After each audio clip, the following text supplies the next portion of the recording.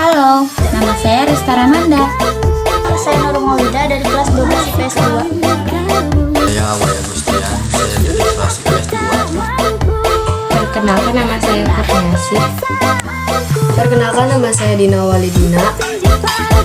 Saya Rina Ramadhani dari kelas 12 IPS 2.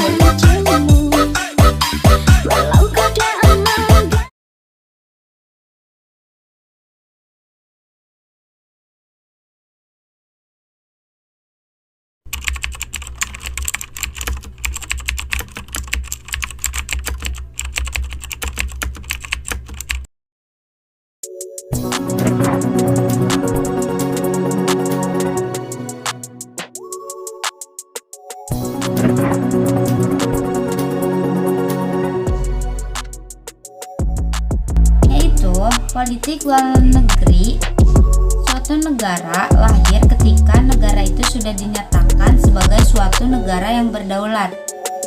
Landasan ideal dan pelaksanaan politik luar negeri Indonesia adalah Pancasila yang merupakan dasar negara Indonesia.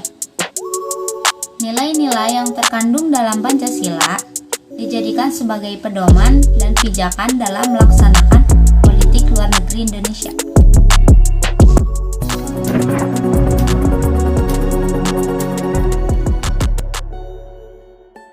Setelah proklamasi kemerdekaan Indonesia pada tanggal 17 Agustus 1945, Indonesia belum memiliki rumusan yang jelas mengenai bentuk politik luar negerinya. Akan tetapi, pada masa tersebut, politik luar negeri Indonesia sudah memiliki landasan operasional yang jelas, yaitu hanya mengonsentrasikan diri pada 3 sasaran utama, yaitu yang pertama, 1. Memperoleh pengakuan internasional terhadap kemerdekaan Republik Indonesia. Yang kedua, mempertahankan kemerdekaan Republik Indonesia dari segala usaha Belanda untuk kembali bercokol di Indonesia. Dan yang ketiga, mengusahakan serangkaian diplomasi untuk penyelesaian sengketa Indonesia-Belanda melalui negosiasi dan akomodasi kepentingan dengan menggunakan bantuan negara ketiga dalam bentuk good office ataupun mediasi, dan juga menggunakan jalur Perserikatan Bangsa-Bangsa atau bisa disebut dengan PBB.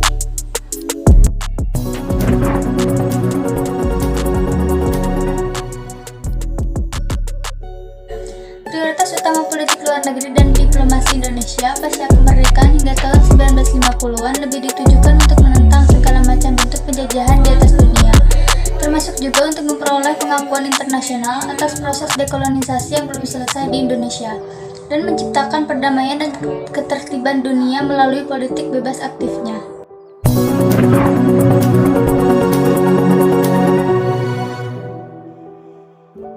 Pada masa demokrasi terpimpin 1959 sampai 1965, politik luar negeri Indonesia bersifat high profile yang diwarnai sikap anti-imperialisme dan kolonialisme yang tegas dan cenderung bersifat konfrontatif.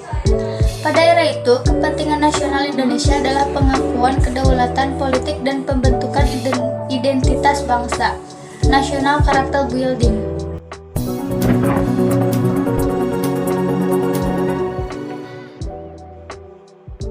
Pada masa awal Orde Baru terjadi perubahan pada pola hubungan luar negeri Indonesia dalam segala bidang.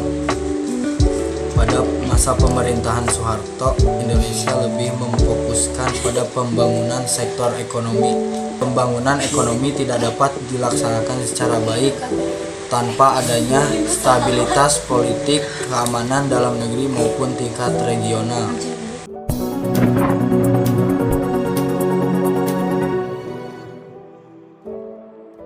Orientasi politik luar negeri Indonesia di awal reformasi masih sangat dipengaruhi oleh kondisi domestik akibat krisis multidimensi dan transisi pemerintahan.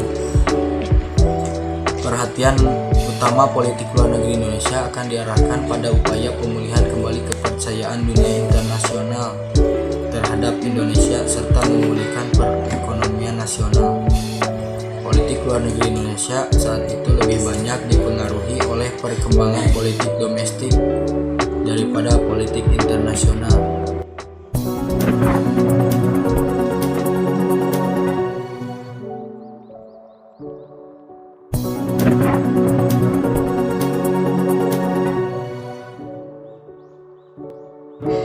Berakhirnya Perang Dunia II pada Agustus 1945 tidak berarti berakhir pula situasi permusuhan di antara bangsa-bangsa di dunia dan tercipta perdamaian dan keamanan. Ternyata di beberapa bagian dunia, terutama di belahan bumi Asia dan Afrika, masih ada masalah dan munculnya masalah baru yang mengakibatkan permusuhan yang terus berlangsung, bahkan pada tingkat perang terbuka seperti di wilayah Korea, Indochina, Palestina, Afrika Selatan, dan Afrika Utara.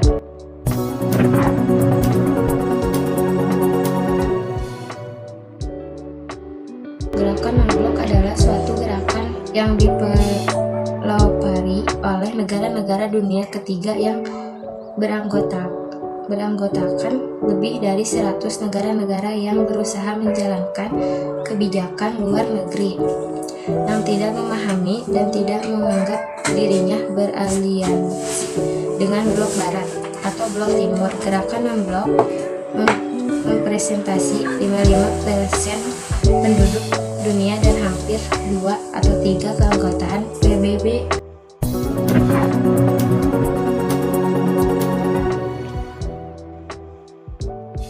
Pengiriman misi Garuda yang pertama kali dilakukan pada bulan Januari 1957. Pengiriman misi Garuda dilatar belakangi adanya konflik di Timur Tengah terkait masalah nasionalisasi terusan Suez yang dilakukan oleh Presiden Mesir Gamal Abdel Nasser pada 26 Juli 1956.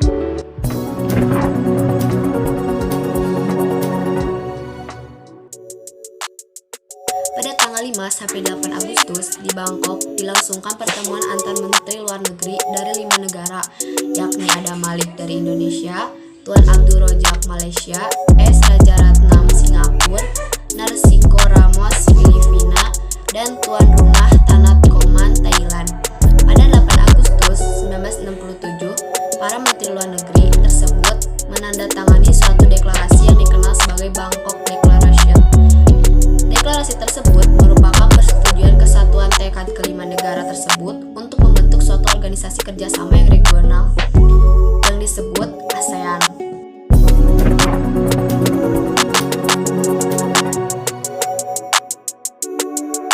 Organisasi Konferensi Islam atau disebut OKI adalah organisasi internasional yang anggotanya terdiri atas negara-negara Islam seluruh dunia. Organisasi ini didirikan pada tanggal 22 September 1967 saat Konferensi Tingkat Tinggi atau KTT negara-negara Islam di Rabat, Maroko atas prakarsa Raja Faisal dan Arab Saudi dan Raja Hasan II dari Maroko.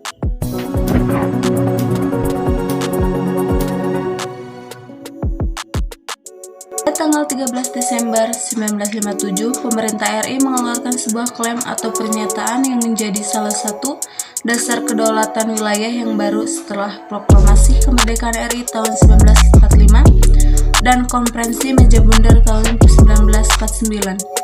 Karena pernyataan tersebut dilakukan pada masa Perdana Menteri Juanda Kartawijaya, maka lebih dikenal sebagai Deklarasi Juanda.